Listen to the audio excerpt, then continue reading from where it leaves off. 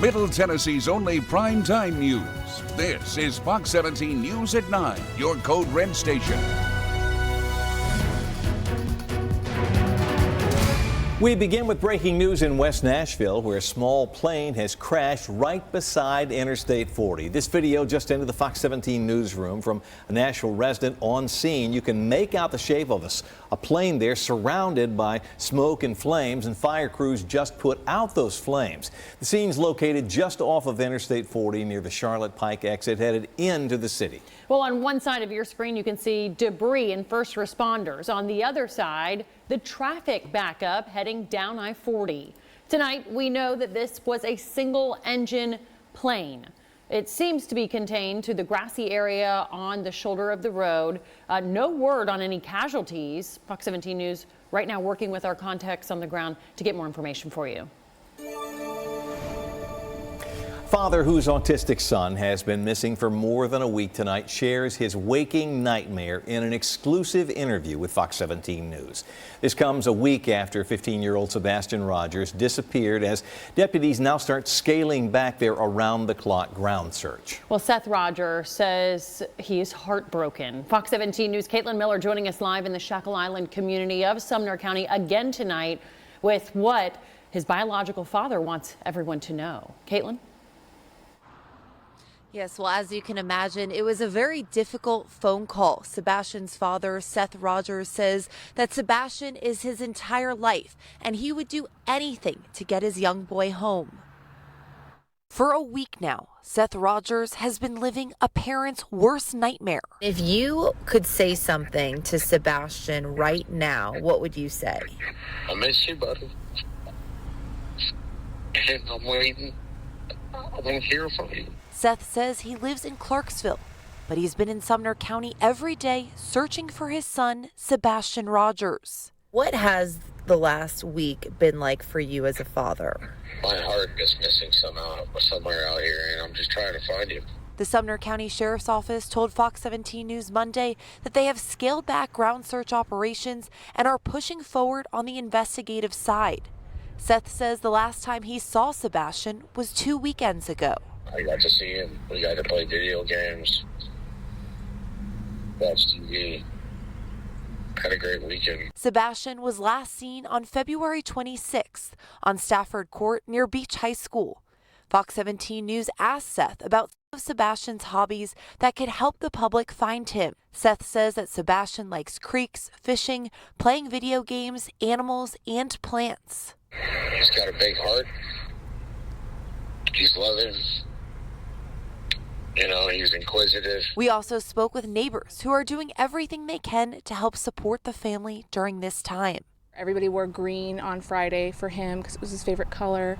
So it's been really great. Everybody's been posting a lot of prayers on the Facebook group and just really trying to help as much as they can. Seth thanks people in the community and the multiple agencies working so hard to find Sebastian. They're definitely doing everything that they can to find my son, and I thoroughly appreciate it. And I hope that they find him every day. I'm waking up hoping that they find him. But Seth says he just wants to be able to hug his son again. Seth and law enforcement are still encouraging people to check their properties every day for Sebastian. And they say if you get any leads or videos, to call 911 immediately. Reporting live from Sumner County, I'm Caitlin Miller, Fox 17 News, your Code Red station. At this time, the decision's been made to scale back on the ground search operations. Tonight, the Sumner County Sheriff's Office telling Fox 17 it's shifting its primary focus now to the investigation of Sebastian Rogers' disappearance. Fox 17 News' Kelly Avellino tonight to bring us up to date with where the search stands. We are still committed to finding Sebastian and bringing him home safe. Search teams for Sebastian Rogers now transitioning to more of a standby mode, in place and ready to act on any lead. Investigators saying they're now shifting their efforts in this case. Let me be clear that this does not diminish our commitment to finding Sebastian. This is simply us transitioning from the ground search to the investigative side. Detectives so far remaining tight-lipped on their investigation. A specific timeline as to when or how Sebastian went missing is still unclear. His mother and stepfather speaking out on a podcast Sunday night for the first time. The parents say the 15-year-old must have walked off from his home sometime Sunday evening into Monday morning. Sebastian's mother, Katie Proudfoot, saying he went to bed Sunday night around 9 and was not in his room at 6 a.m. when she went to wake him up. Katie says she called the stepfather, Christopher Proudfoot, who said he was out of town. Katie giving this message to her son, who she calls Bubba, when asked what she would say to him. Katie said through tears, "We love you," and to come home. Katie says no shoes were missing and that a flashlight that Sebastian often plays with was gone. His cell phone also left behind. The parents say Sebastian doesn't like to get dirty and is not a runner. It was asked why investigators were seeking more video from earlier in the day Sunday before Sebastian allegedly went missing. Christopher Proudfoot responding, quote, "That we cannot release right now." I'm Kelly Avellino for Fox 17 News, your Code Red station. Fox 17 News has been on top of the search for Sebastian Rogers since day one. To see all of our previous reporting, go to our website, fox17.com, and search Sebastian. Now to Operation Crime and Justice tonight. The parents of Tyree Nichols putting pressure on state lawmakers to hold police officers accountable when it comes to excessive force. Nichols died 3 days after a traffic stop in Memphis last year. Police body camera footage showed a brutal beating, costing some officers their jobs and others their freedom. A significant portion of this police body camera footage has to be censored. Officers shouting commands and expletives to 29-year-old Tyree Nichols, who had just been pulled over. As the footage keeps rolling, Tyree takes off running. Officer Preston Hemphill deploys his taser. Hemphill has been fired from the department for his role in the deadly traffic stop and will not face any charges. The rest of the responding officers, Tadarius Bean, Demetrius Haley, Justin Smith, Emmett Martin III, and Desmond Mills Jr. caught up with Tyree Nichols. Video shows officers beating him and not rendering medical aid. The body camera footage captured the last conscious moments of his life. All 5 officers have been terminated and, after subsequent investigations, charged with second-degree murder, aggravated assault, aggravated kidnapping, official misconduct, and official oppression. Former officer Desmond Mills Jr. pleaded guilty to federal charges with a recommended 15-year sentence. The other 4 former officers have pled not guilty and are awaiting trial May 6th. Monday at the state capitol, myself and some of the other ladies that have lost children to gun violence and police violence, we are trying to set up a meeting with the President of the United States so we can discuss this further with him. Tyree's mother and stepfather encouraged lawmakers to do more to hold police officers and police departments accountable when they unjustifiably use excessive force and brutality, and hope this case creates change and gets the attention of Washington. Well, lawmakers in the House were set to take up this bill tonight, but they pushed debate to Thursday. Continuing Operation Crime and Justice, a Bellevue woman accused of running an illegal daycare where a 3-month-old died last spring now is facing felony charges.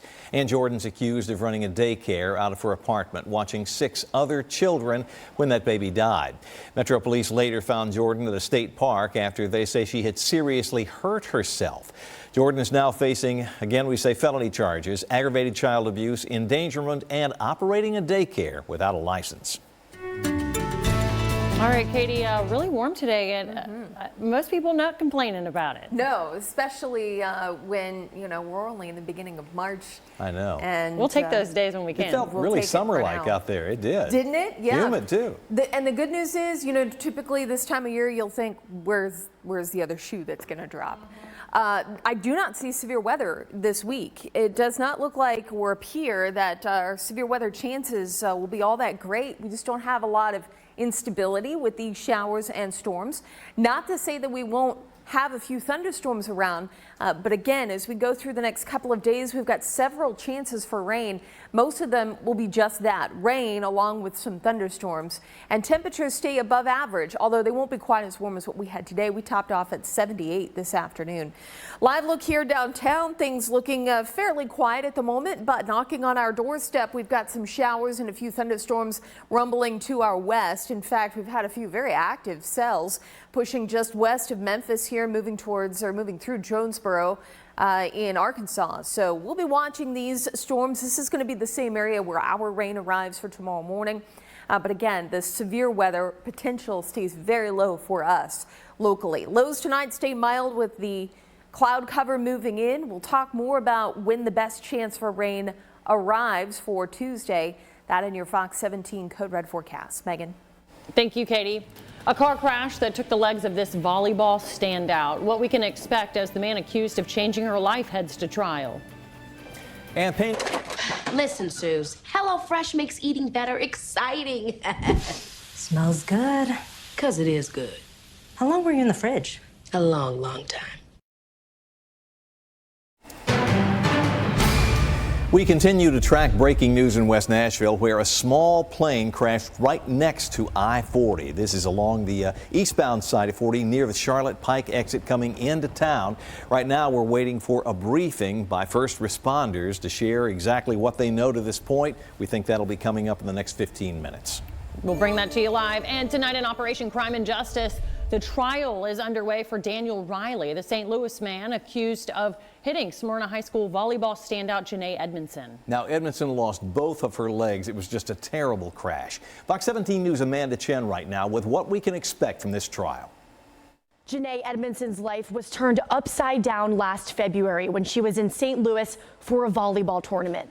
A year later, the family hopes justice can finally be served as opening statements are expected to start Tuesday. Police believe 21-year-old Daniel Riley was driving 20 miles per hour above the speed limit when the crash happened after running a yield sign at an intersection and hit another vehicle. Officers charged Riley with 3 counts of assault, armed criminal action, and operating a car without a valid license. Riley pleaded not guilty to all charges. This comes after police charged Riley with first-degree robbery and armed criminal action in 2020. While a judge let Riley out, he was placed on house arrest and given a GPS monitor. Court records show Riley violated his GPS monitoring device at least 50 times since his arrest in 2020. Now it's up to the prosecutors to make judges aware of GPS monitor violations. Apparently, that did not happen in this case. Ultimately, it led to St. Louis's circuit court attorney resigning months later. We will continue to bring you updates from the trial. We are expected to hear testimony from Janae's father. Reporting in the studio, I'm Amanda Chen, Fox 17 News, your Code Red station. Right now, folks out west are digging out from a massive snowstorm. In fact, out in the Tahoe area, they saw 10 feet of snow, and that is actually less than the 12 feet that was predicted by the National Weather Service. Some wind gusts came in at 190 miles per hour. Well, check out this video from Twin Bridges, California. A snowcat has its work cut out for it, clearing heavy snow from a roadway. You can see the wind whipping as the big machine tries to stay on the road. Even after clearing several feet of snow at once, snow is still piling up there on the highway. Well, we have just the opposite of snow here. In fact, you probably needed some sunscreen for a good part of the day. It was nice. It's really, I think, the first time, for me at least, where you had to start thinking about your seasonal wardrobe changing. About it's always a good sign. Shorts, yeah, t-shirts, and all the warm things. Till it pulls a fast one on us. I saw somebody wearing flip-flops today. It was that warm. Yeah, I did. It's getting to be that time, and we're going to be looking at some mild weather for the week ahead. Won't be quite as warm as what we had today, but it will still feel pretty nice out there. Rainy conditions expected for us too. In fact, a look at our rainfall total between now and this weekend. It's going to range between 2 to 4 inches or so. Some of those higher amounts look possible to our south and to our east, closer to the Alabama border. This is going to come mainly in 2 rounds. The first one coming in tomorrow and lingering showers into Wednesday. Then we're going to do it all over again Friday and into Saturday. And again, both of those days not looking overly great for severe weather, which is great news. Something we'll continue to monitor, but the instability is really lacking for organized severe weather. Tomorrow, temperatures will be in those mid to upper 60s. We'll look at chances for showers and thunderstorms basically all day, off and on. But the better chance for this rain will come a little later in the afternoon. Notice the morning hours. It looks pretty scattered across the area, looking at some moderate to heavy pockets that'll be possible. So part of the viewing area, let's say Clarksville to Dickson, commute maybe into Nashville, maybe a little on the sloppy side. It remains pretty scattered through lunchtime, and then we get into 3, 4, 5 p.m. You can see a couple more showers and thunderstorms that'll be around. So really off and on rain will be expected for us all the way through Wednesday morning. This is 7 a.m. You can see some showers just outside of the viewing area here. I'm going to keep a chance for rain in, though, mainly along and east of I-65. Then we get into the afternoon on Wednesday, and those showers start to move out even more so. So how much rain possible with this first batch? Anywhere between 1, maybe 2 inches. That'll be where we have some of those higher rain storms kind of hitting the same location over and over. That's where I think we could end up with a couple isolated pockets closer to 2 inches, but generally about a ½ inch up to 1 inch looks possible for a lot of us. And that's again going to be round 1, where we have another round possible as we head towards the later half of the week. So overnight tonight, we'll look for a few showers to develop, mainly after midnight. Temperatures will hold right around 60 with the cloud cover. And then going into tomorrow, 72 the high, not quite as warm as where we were today, but still will feel pretty spring-like, especially with a couple rumbles of thunder that should be out there. Otherwise, we'll be looking at mostly cloudy skies as we go through the afternoon. Coming up, we'll talk more about daylight saving time. It is right around the corner. And later on, more on your 7-day forecast looking ahead towards the weekend. The use of force by Metro Police, why the department tonight says a new report paints an inaccurate picture. I'm Atra El-Nashar. Random things that they've come across, and I'm filing it away. Will those mental notes lead to new Jeopardy heights? Keep dreaming big, right? Weeknights at 5 on Fox 17.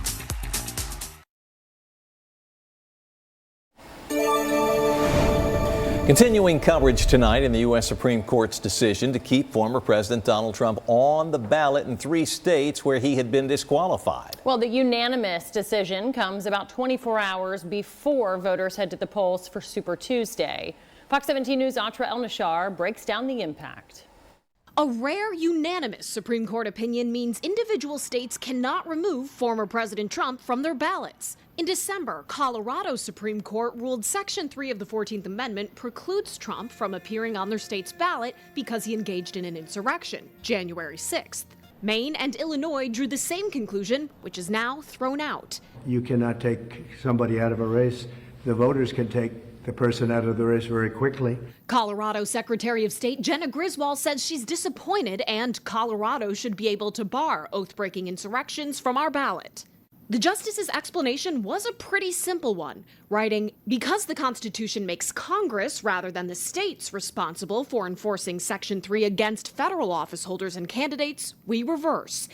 Going on to say, states may disqualify persons holding or attempting to hold state office, but states have no power under the Constitution to enforce Section 3 with respect to federal offices, especially the presidency. The 14th Amendment was passed after the Civil War, and one thing that our national government was concerned about was individual states, particularly southern states, deciding who would hold elective office and who would not hold elective office. The justices did not weigh in on whether Trump engaged in insurrection or if the office of the president applies to the 14th Amendment, two hotly contested issues in the lower courts. The fact that there was no precedent for states doing this, should that have been a red flag from the beginning?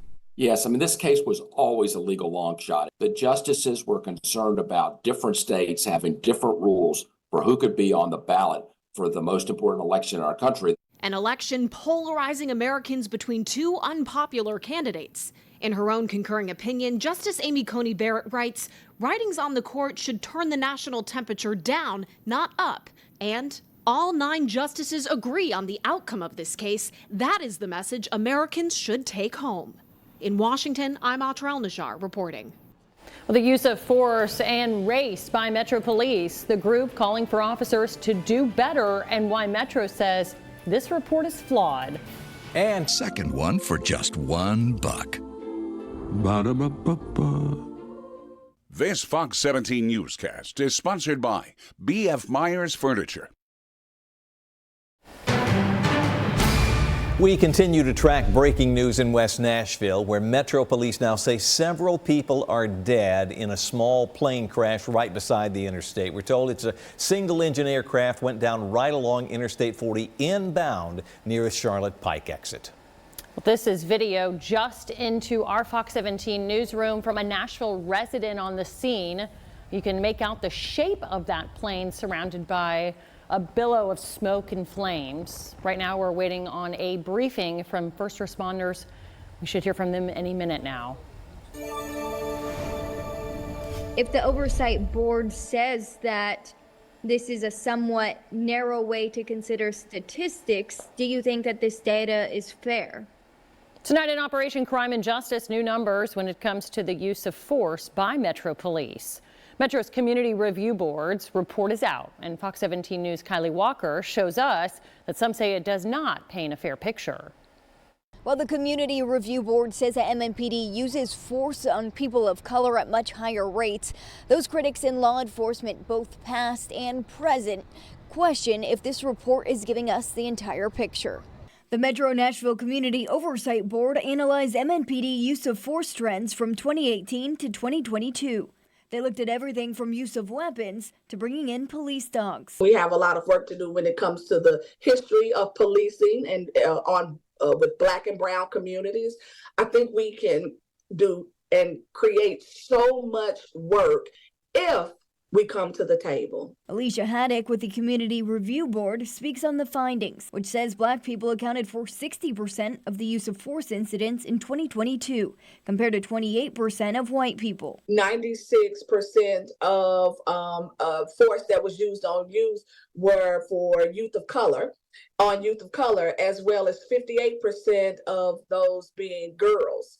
And so it is pretty jarring. But Ken Alexandro, a former officer with MNPD, says in his experience, it's not about skin color. The bottom line is we are not targeting a group of people. We're targeting crime. Alexandro says the situation dictates what tactics are used. If they ask you, hey, mate, you got a warrant. Sorry about that. If you don't mind, turn around, put your hands on your back. Got to take you to book it. If you'll just do that, guess what? No use of force is generated.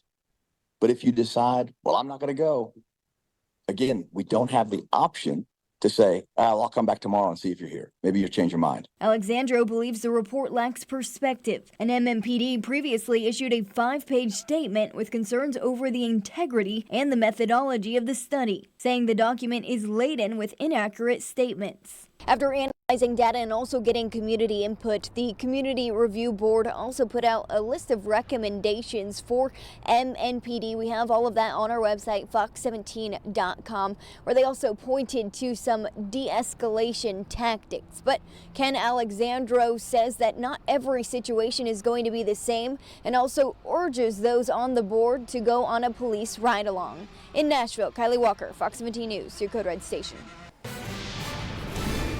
Covering the Capitol tonight, a bill that would allow our state lawmakers to tell Tennessee judges to keep their opinion about House and Senate rules to themselves is moving forward. The tension started last fall when local moms were removed from the legislature for holding up anti-gun signs. It was the session on public safety in the wake of the murders at the Covenant School in Green Hills. Local parents who held up signs calling for gun control measures were escorted out. You don't need to be an attorney to understand the First Amendment or to know when your freedom of speech is being taken away. This bill is being brought forth solely to silence the voice of the people. Allison Polydor was one of those parents. She sued and got a court order keeping the House from imposing its sign rule. But the court case ended with the special session. Now GOP lawmakers are trying to pass a bill that would prevent any future legal challenges. It's not a question of what I want. It's a question of what the Constitution says. And our Constitution vests the authority to make rules in the House and the Senate. It gives them that authority exclusively. Democrats are furious, saying House and Senate leaders are trying to put themselves above the law. You're saying the public can be mistreated, rules can be passed that limit their rights, and that Tennessee courts would not be able to say anything about it. What we were saying is that the legislature is going to be able to check itself. And at that point, why do we even need the courts? Bill sponsor Gino Bolso says if you don't like House rules, take your argument to the federal courthouse or the ballot box. Our Court of Appeals said if there's something that's the matter with one of our rules, the remedy is for the voters to turn out the legislators who adopted them. Now, this bill, I should say, is moving quickly in the State House, not quite as quickly in the State Senate there. It's been parked in the Judiciary Committee for the past month. We will keep you posted, though, as it continues to move forward. Katie. Scott and radar pretty active just to our west this evening. We'll keep an eye on it, and we do expect a few showers as we head towards tomorrow morning. So commute could be sloppy for some. The good news is severe weather is not going to be a problem for us here, but can't rule out a few rumbles of thunder that'll be around. At the bus stop tomorrow morning, temperature right around 59 degrees. We should hover in those mid to upper 50s to right around 60 for the morning hours. 61 at 8 and up to about 64 with, again, scattered showers and a few thunderstorms around much of Middle Tennessee. Just a reminder for you, daylight saving time begins this weekend. And for perspective here, of course, you want to set those clocks forward 1 hour early Sunday or before you go to bed Saturday. Of course, everything's seems like it's automated nowadays. But just a reminder that you're going to be losing that hour of sleep. The sunrise, though, this is your benefit. Sunrise Saturday will be 6:05. We're at 7:04 for Sunday. Sunset 5:49 on Saturday. It becomes 6:50 for Sunday night. That's pretty sweet. Hey, daylight saving time this weekend. We want to know what you think. Should we get rid of daylight saving time or keep it? As you can see, the vast majority are saying get rid of it. So that would mean that we would stay on daylight saving time. We would move forward and then stay there. This poll is live right now. To cast your vote, you can scan the QR code on your screen or go to our X page at Fox Nashville. I'm Christine Frizzau in Washington. How a shift in policy led to a shift in reality along the southern border. Plus, new insight from one man who had... You'd say something to me. I didn't have to wonder if you were telling me the truth. This Fox 17 newscast is sponsored by U.S. Pest Protection. Tonight, numbers show immigration and border security are a couple of the most important issues right now for American voters. Well, now there are questions about how to address those challenges. Fox 17 News' Christine Frizzau with a look at the underlying issues. These are snapshots from Tucson, Arizona, which over the past week had more than 11,000 apprehensions of illegal migrants, according to the border chief there. That increase happening in part due to a sharp drop in those entering along the Texas border, as state officials there have continued to use razor wire and other barriers to make it far more difficult, violating orders from the federal government. And I said, I will not allow this Texas land to be used by the Biden administration to violate American laws. The former head of U.S. Border Patrol slamming both Governor Abbott for not working with the federal government, but also expressing frustration from his time serving under President Joe Biden. I've never had one conversation with the president or the vice president for that matter. And so I was the chief of the Border Patrol. I commanded 21,000 people. That's a problem. Most major policy changes occurred during President Biden's first few months in office, including multiple executive actions on the very first day, like ending the national emergency at the border, freezing removal actions for most migrants for 100 days, and suspending what was known as the Remain in Mexico program. A couple months later, he appointed Vice President Harris as his border czar to address the root causes of the problem. We did reach out to the White House for a progress report and have not yet heard back. This group of National Guard troops from Tennessee headed to the southern border on a voluntary mission, to help. It's not just a Texas problem, it's a Tennessee problem as well. The majority of those coming, though, doing so for a better life in America, with many allowed to stay and wait for their asylum cases to be heard. As Biden administration officials insist, many others are being deported. Over the last 3 years, we've removed, returned, or expelled more people than in all 4 years of the prior administration. You know, the facts matter. How those facts are interpreted already playing a major role in this year's presidential race. I'm Christine Frizzell reporting. Coming up, talking more about the rain expected for the week ahead and how it's looking for your weekend. And doing more than just erasing some fine lines. What social media filters mean. Starting or refilling Absolura. Pursue it. This Fox 17 This Morning newscast is sponsored by Electronic Express. We make it happen. An update now on our top story. Breaking news in West Nashville, where Metro Police say multiple people have been killed in a small plane crash. You've got 2 different live views of the scene there. Nashville International Airport tells us the plane went down a few miles away from the John C. Toon Airport around 8 o'clock tonight, just before that. The FAA right now not saying how many people were on board. The wreckage of this small plane is located on a grassy area backed up to the Costco, which is right beside Nashville West. We are waiting right now on a briefing from first responders, so stay tuned.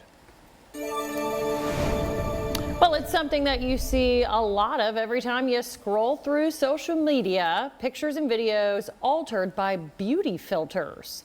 Young women and girls are using them at an alarming rate. But new research shows these filters are actually making the people who use them feel worse about how they really look. Angie Moreski shows us the impact on mental health and the call for big tech to do better. That in tonight's Spotlight on America.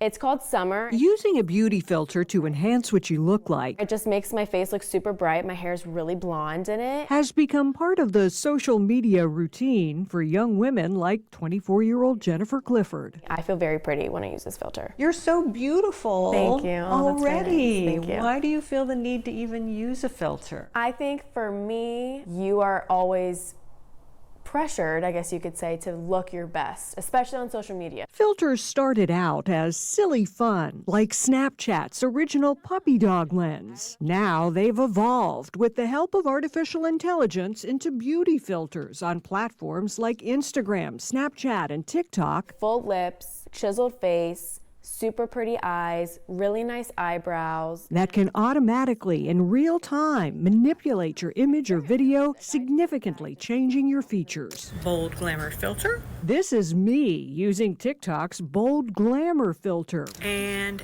no filter. Which has more than 200 million videos posted using it. It's giving you this false idea of what you really look like. Breaking news now on our top story. Here's an update from Metro Police on that deadly plane crash, I-40 West. Originated at this moment, we do not know that. According to witnesses, the plane was coming over the I-40 area from the north and then crossed over the lanes of the interstate and then crashed there just behind the Costco on a grassy median of I-40.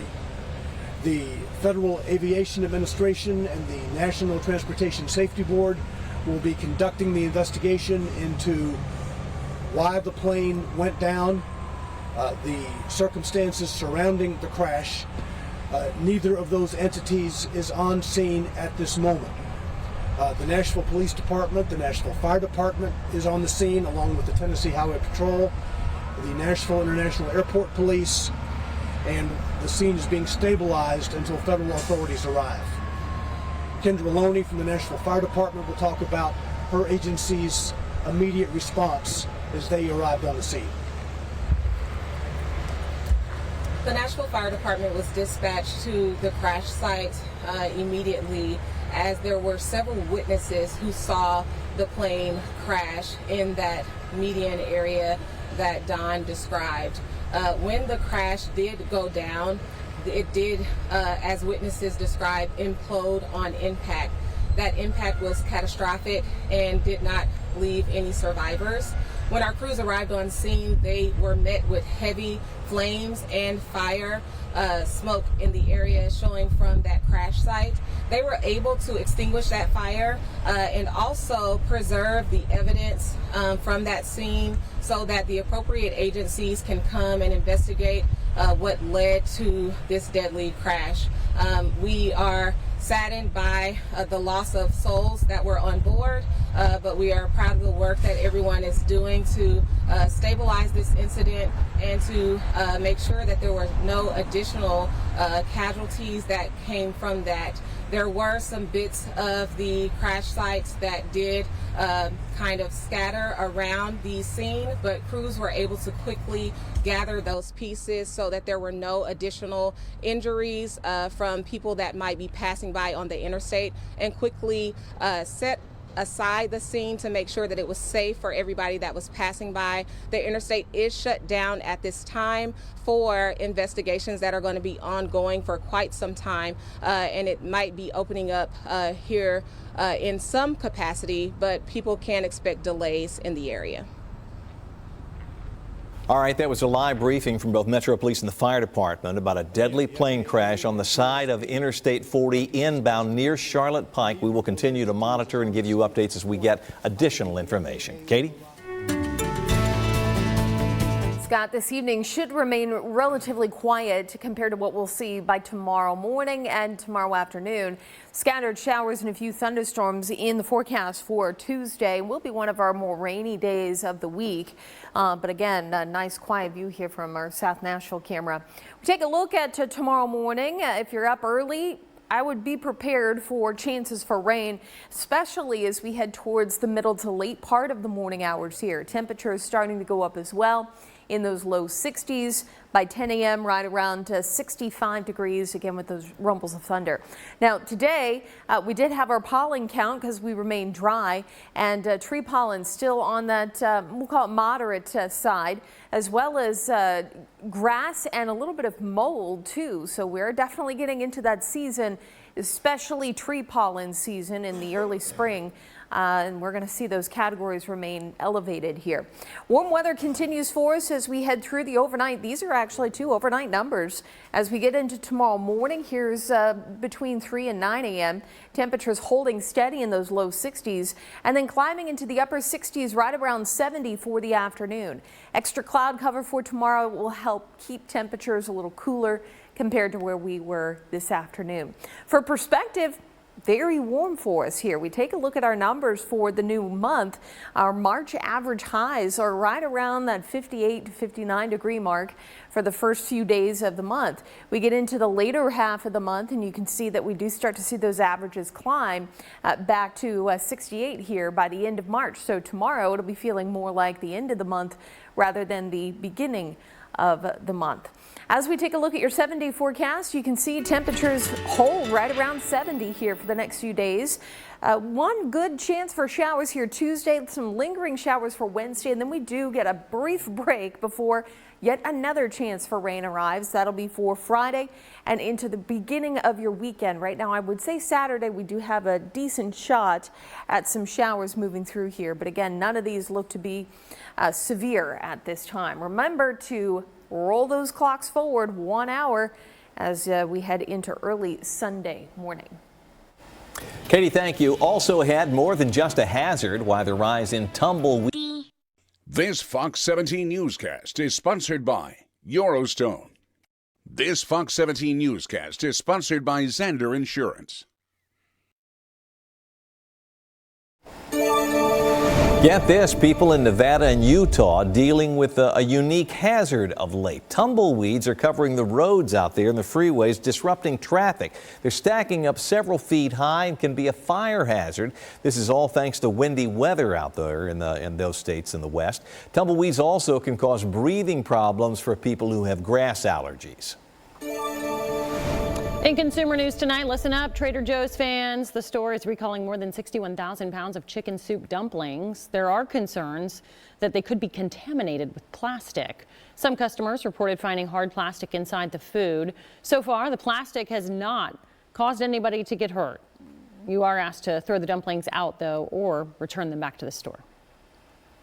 And not your typical recreational gear. How these roller skates are involved in drugs. Tennessee family-owned business for over 120 years. Hey! Fox 17 News, your code red weather station. Alerts, empowers, protects.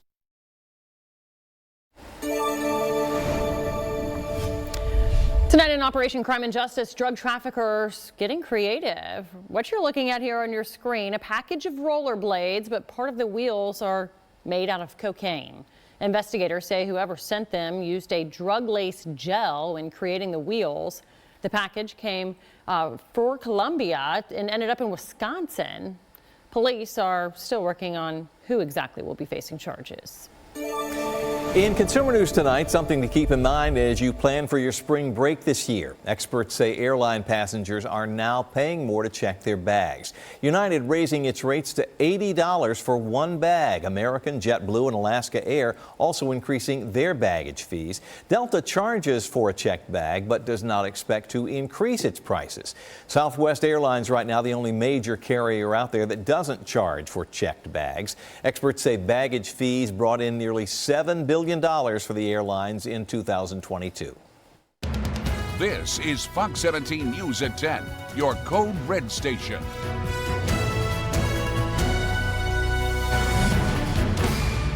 Fox 17 News at 10, beginning with new information on breaking news we have been following since 9 involving a small plane crash in West Nashville. It happened along Interstate 40 near the Charlotte Pike exit, and this is Interstate 40 inbound. Here's what we know right now. It's a small plane. It went down near the John C. Toone Airport just before 8 tonight. Well, we don't know how many people were on board. Metro Police do say, though, that there are several fatalities. In a few minutes ago, I should say, Metro Police spokesperson Don Aaron briefed us on what authorities know so far. Control tower at John Toone Airport received a message from an aircraft saying that they were experiencing engine and power failure and needed emergency approval to land. Approval was given to land on runway 2 at John Toone Airport. The pilot then radioed that the aircraft was not going to make it. Well, I-40 eastbound shut down right now near the Charlotte Pike exit as crews are still working to clear the scene.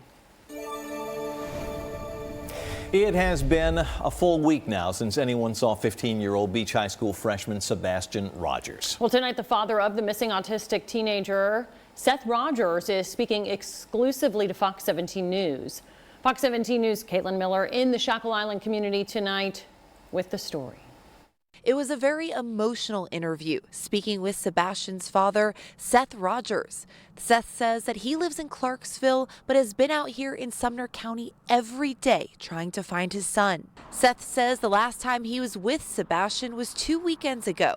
He says they played a lot of video games and watched TV together. Seth says Sebastian is loving, inquisitive, and has a huge heart, and emphasizes the last week has been like living a nightmare. The Sumner County Sheriff's Office told Fox 17 News Monday that they have scaled back ground search operations and are pushing forward on the investigative side. Fox 17 News asked Seth Rogers about some of the comments going around on social media. I think they need to, instead of being keyboard warriors, they need to put feet on the ground and start looking for my son. If they really want to help, that's what they should be doing. Rogers says most people have been very supportive, but he adds it's hard to deal with all the rumors too. Now, law enforcement and Seth are still encouraging people to check their properties every day for Sebastian. And if you find any possible videos or leads, to call 911 immediately. Reporting from Sumner County, I'm Caitlin Miller, Fox 17 News, your Code Red station. Fox 17 News on top of this search for Sebastian since day one. You can see all of our reporting at fox17.com. Just search Sebastian. In Operation Crime and Justice, Nashville's Police Community Review Board has just released some new findings about the use of force by Metro Police. This report looks at everything from holds to weapons used to police dogs between 2018 and 2022.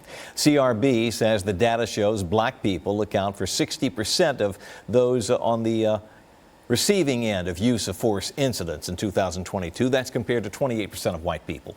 But critics in law enforcement say this report does not paint the full picture.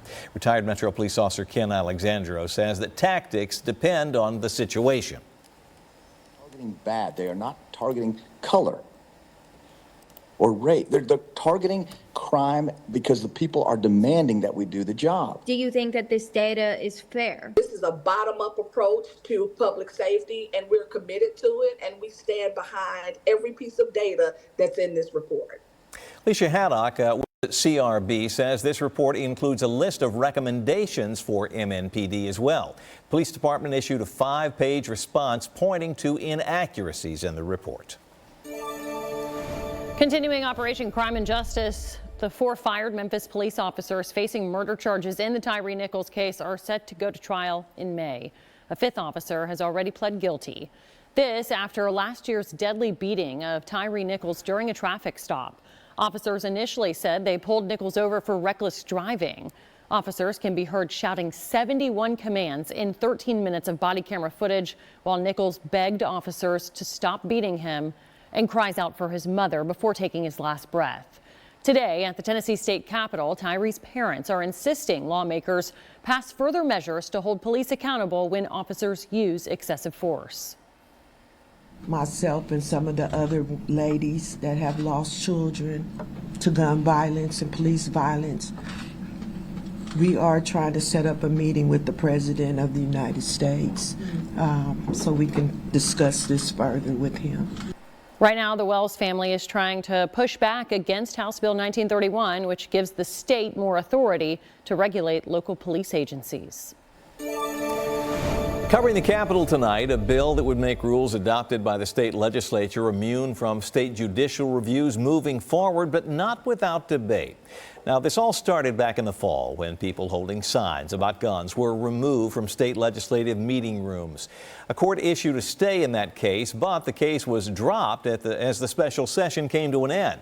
Well, now state lawmakers are trying to pass a law saying that what they say goes in terms of rules governing their sessions. What I've realized in the past couple months is that the First Amendment is something we have to constantly fight for, and that's why I'm here today, to fight for freedom of speech. Now, the bill sponsor, Gino Balso, says the sign argument was not actually settled in court last fall. It was just beginning. This bill would take it out of the hands of state judges and force any challenge to go directly to the federal court. A warm day today, temperatures soaring to 78 degrees this afternoon. Nowhere near the record. That was in the 80s. So warm day, yes, but not record breaking. This afternoon was gorgeous, and I do think today is going to be the warmest day of the week. We will, though, continue to see above average temperatures for the next several days here. Along with it, the chance for rain. It's going to come in 2 big bulks, really. The first one arrives for tomorrow, and then another one later this week. The good news is right now it is looking like that our severe weather chances remain quite low. Not a lot of instability to work with. It's just not really set up for severe weather, which again is great news. Right now, that we are tracking some showers and thunderstorms just to our west and to our south as well. We zoom in a little closer, and earlier this evening here we had some impressive hail storms out in northeast Arkansas. Now things not looking as impressive, and that trend should continue as we head deeper into the night, into the overnight hours. Temperatures holding around 60 for tomorrow morning. We'll look at mostly cloudy skies, and I do think the morning commute will be a bit soggy for some. In fact, as you wake up tomorrow morning, you may hear a few rumbles of thunder out there. Right around 60 at 7 a.m. up to about 64 by 9 with area thunderstorms expected. We'll walk you through future track coming up. The Supreme Court. The Big Bang Theory. Bazinga. Tomorrow at 6 on Fox 17. This Fox 17 newscast is sponsored by Tennessee Homebuyers. Making headlines tonight, former President Donald Trump with a major win because of the Supreme Court. The justices ruling Mr. Trump can be on Colorado's presidential primary ballot. Colorado, Maine, and Illinois banned the former president from their ballots for his role in the January 6th attack on the Capitol. Fox News' Caroline Shively has more on the High Court's unanimous decision. It was a very important decision. We're very well crafted. President Trump, usually a critic of the U.S. court system, called the justices' ruling keeping him on the Colorado ballot unifying and inspirational. I think it will go a long way toward bringing our country together, which our country needs. At the center of the case, Section 3 of the 14th Amendment bars a person who has participated in an insurrection from holding federal office. The Colorado court ruled in December that Trump was ineligible because of the alleged role he played in the Capitol riot in 2021, even though he has never been charged. Reversing that decision, the U.S. Supreme Court held responsibility for enforcing Section 3 against federal office holders and candidates rests with Congress and not the states. The entire court spoke against it, all 9. The ruling not only reverses decisions in Colorado, Maine, and Illinois, it also stops efforts in 7 other states with similar court cases. If this was allowed to go forward, Colorado's decision to unilaterally remove the choice from the people, that it would create an untenable patchwork across the country. That was Fox News' Caroline Shively reporting. New research showing that cancer wellness may be linked to fitness. I'm Liz Bonus. We share the details just ahead. Trucks are what we do. This Fox 17 newscast is sponsored by Eurostone. Fox 17 News continues to follow breaking news that we first brought you at 9 o'clock tonight, involving what we now know is a small plane crash that went down in West Nashville along Interstate 40 near the Charlotte Pike exit. Metro Police say just before 8 tonight, the pilot radioed the folks at John C. Toon Airport nearby, saying the plane was losing power. They needed to make an emergency landing. Then moments later, air traffic controllers heard, "We're not going to make it." Well, we don't know how many people were on board. Metro Police do say several people in the plane died. Here's a closer look at viewer video from a Nashville resident who happened to be driving down I-40. You can see plenty of smoke and flames. Interstate 40 eastbound, which is coming into Nashville, remains shut down right now. This happened essentially behind Costco, between Costco and the interstate. You can see the backup here. People are forced to get off along Charlotte Pike and then make their way up to White Bridge Road to get back on. We will continue to update you as we learn more about what happened. Well, in health news tonight, the American College of Sports Medicine is now suggesting exercise may play a critical role in cancer recovery. Fox 17 medical reporter Liz Bonus explains how. Hey there, hello to you. The National Cancer Institute recently summarized a meta-analysis which found physical fitness is associated with a reduced risk for several cancers, but it may also play a critical role in recovery. As Kim Navarro knows, that recovery is needed partly in the body. I was just feeling really overwhelmed because I had lost so much from my cancer treatment. And partly in the soul. I was really sad and depressed, to be frank. So after treatment for a cancer of the white blood cells called multiple myeloma, she signed up for the 12-week cancer wellness program, which meets twice a week here at Ohio's TriHealth Fitness and Health Pavilion. We do cardio, we do strength training, we do flexibility, we do balance training if it's needed. We just kind of help them develop a routine that they can sustain after the program's over. But it appears that fitness after cancer may do more than sustain. The American College of Sports Medicine reports it improves cancer-related fatigue, quality of life, physical function, anxiety, and depression, especially when people come together to do that exercise. Reed Bartlett, a prostate cancer survivor, says it's helped him a lot after COVID-19. You know, you had the COVID thing and then the couch thing and then the surgery thing, and so I gained a little weight and lost a little muscle mass, and they're giving it back to me. Most everybody says it helps them regain a sense of control over their lives. I think some of those non-measurable things are the most important. This program is donation funded, so there's no cost to a patient. It's a national model for other health centers, says wellness specialist Karen Sims, especially as we learn the value is often priceless. I feel so much better, so much stronger. The program, you know, lines out exactly what I need to do, so I'm not guessing. And I can see progress, which in my situation is just really fantastic. Researchers now conducting several trials in breast, colon, and prostate cancer to continue to see how fitness plays a role, even in survivorship. With your health news, I'm Liz Bonus reporting. Mild and rainy for the week ahead. That's going to be our story, with one good chance for showers and storms arriving tomorrow. And we'll have another one later this week. In total here, this is a look at what we could be dealing with as far as rain goes. About 2 to 4 inches in this red, darker red and orange category. That's going to be closer to 4 in our southern counties. Generally, I would say in Nashville, we're looking at about 2 inches, maybe just over 2 inches. And again, that total is going to be between now and this weekend. So the first big round arrives for Tuesday, lingering showers into Wednesday morning. And then we get a brief break for Thursday. Another round arrives for Friday and into Saturday, and then we should dry out as we head towards Sunday and Monday next week. For tomorrow, we'll look at temperatures in the upper 60s, close to 70 degrees. We'll look for scattered showers and thunderstorms throughout the morning, middle of the afternoon, and into the later part of the day as well. Should be spread out enough, though, where flooding shouldn't be a problem for us. As we take you through the overnight, you can see a sloppy morning commute for some. Pockets of moderate rainfall possible. Severe weather still does not look to be a problem for us as we go through the morning to middle of the afternoon. This is 12 noon, lunchtime. Still scattered showers at this point. As we head towards 3 o'clock, it becomes a little bit more widely scattered, but it'll still be around as we head through the evening and into early Wednesday morning. We'll stop this at 7 a.m. and you can see we do have some rain off to our east. I'm going to keep a rain chance in for those along and east of I-65 for the first half of the day on Wednesday. Mostly cloudy skies continue through the afternoon and into the evening hours.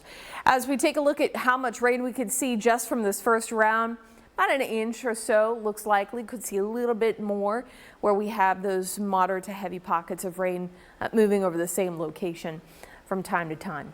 Here's a look at your forecast for tonight. Mild tonight will be right around 60 degrees with showers, a few rumbles of thunder possible closer to dawn tomorrow morning. 72 our temperature. We'll look at those scattered thunderstorms to be with us off and on throughout the day. Brief break on Thursday.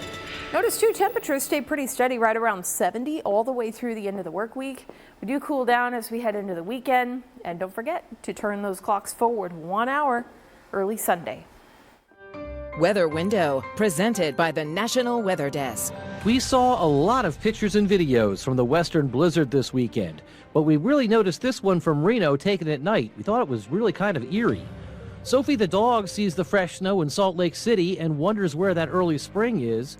Nature scored 3 points with this sunrise in Carroll County, Ohio this morning. Picked up 3 more as the clock ran out in Quincy, Illinois. For more content like this, like the National Weather Desk on Facebook. Just ahead on Fox 7. Spas are priced to move. Factory Direct Pool and Spa sale going on now at Family Leisure. This Fox 17 newscast is sponsored by the Nashville Predators. Well, this week on Full Measure, Cheryl Atkinson looks at the dramatically increasing period of time that many Americans have to wait to get an appointment to see a doctor. Now, as part of her research, she interviewed Harvard Medical School professor Dr. Atif Mehrotra. In modern medicine, tests such as laboratory tests, x-rays, CT scans, MRIs, all the things we have available to us play such a valuable role. But one of the things that we don't think a lot about and maybe don't focus as much as we should in medicine is the cascade effect of those tests. So you get one test, it's a little abnormal. For example, I'll just give you an example to take it to an extreme. A person comes to me and some doctors will do a yearly urine analysis. Well, maybe the protein level is a little high. Maybe I'll do a follow-up test and just see what's going on. Oh, the protein level is a little bit higher. I'm going to do a CT scan of looking at what's going on in the kidneys. Maybe there's something a little funny going on in those kidneys. Maybe I need to do a biopsy. So I'll do a biopsy of that. Oh, the biopsy is totally fine. That's an example of that cascade where there were a lot of appointments there. that used up valuable physician resources, as well as, in the end, didn't really help the patient. So being more judicious in our testing because of that cascade effect is a really important issue. And I don't think it gets the attention that we really need to. There has been more and more research on that cascade effect, but it's something that we really need to consider. Now, I do want to emphasize these tests are very valuable in some cases. It's just being a bit more judicious in when it's really important to get that test, and maybe not overusing those tests because of the issue we're describing. I take your point about the aging of America and people living longer and needing more care. It also seems to me, just anecdotally, that young people are sicker now. There's a lot of chronic illnesses, whether we're talking about bowel disorders, Crohn's, juvenile diabetes, allergies, that sort of thing. Have you looked at, or do you know of anyone who's looked at the impact that not just older people are having on seeing the doctors more often, but are we sicker as a society than we used to be? I think the place that there's been the most attention to that is in the area of mental illness, where year over year, more and more patients are seeking mental health treatment. And that has been a real positive. We have really decreased the stigma about saying I have depression or I have anxiety or whatever other mental disorder is that there is. And that has, I think, been a very positive change in our society. On the other hand, because on average, an adult in the United States is more likely to go get care, that has put a tremendous amount of strain on our mental health specialty clinicians, and maybe more than almost any other area, in particular in the pandemic. We've heard so many people struggling, their children are struggling, their loved ones are struggling, and they just can't get in to see somebody. And I think that is reflective of some of the societal changes we've seen in the mental health area. You can watch a replay of Cheryl Atkinson's story on the topic at fullmeasure.com, and watch a new episode of Full Measure every Sunday morning at 7:30 a.m. right here on Fox 17. With lackluster poll numbers and a low approval rating, President Biden's State of the Union address could be the most important speech of his re-election campaign. I'm Rebecca Castor in Washington. What's at stake during Thursday's big speech? Coming up.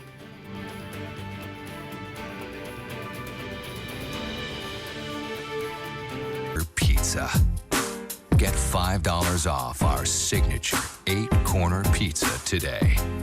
Jets. Better because it has to be.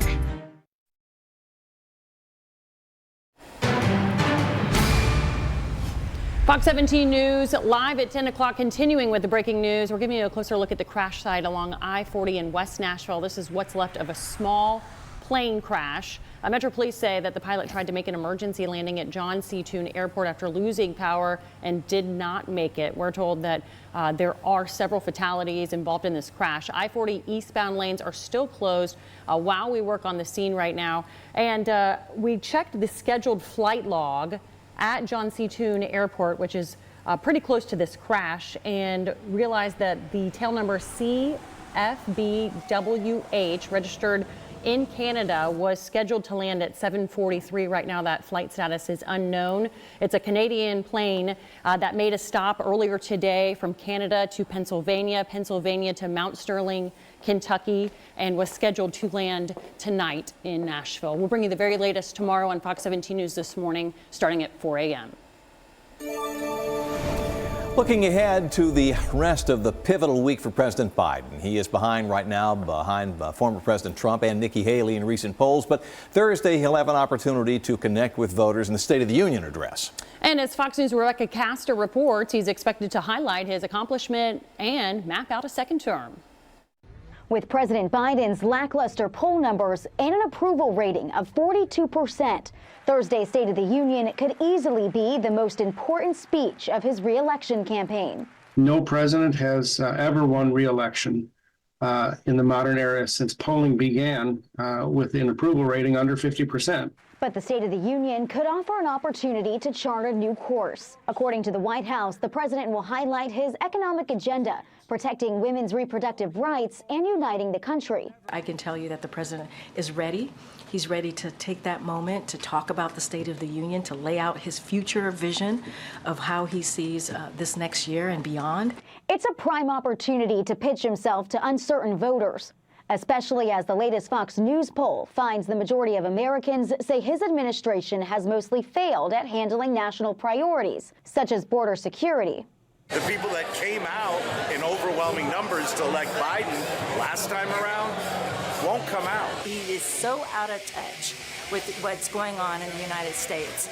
The high-stakes address comes shortly after Biden's mental fitness was called into question in an unflattering DOJ report, and as he faces criticism within his own party for not doing enough to prevent civilian deaths in Gaza. He'll have the opportunity to make the case about his age to the American people, but I have confidence in that part of it. I believe what he needs to do is to stop the killing, the suffering. Yeah. Just as he did last year, Biden is prepping for his big speech at Camp David and has only one public event scheduled ahead of Thursday. In Washington, Rebecca Castor, Fox News. Showers and storms move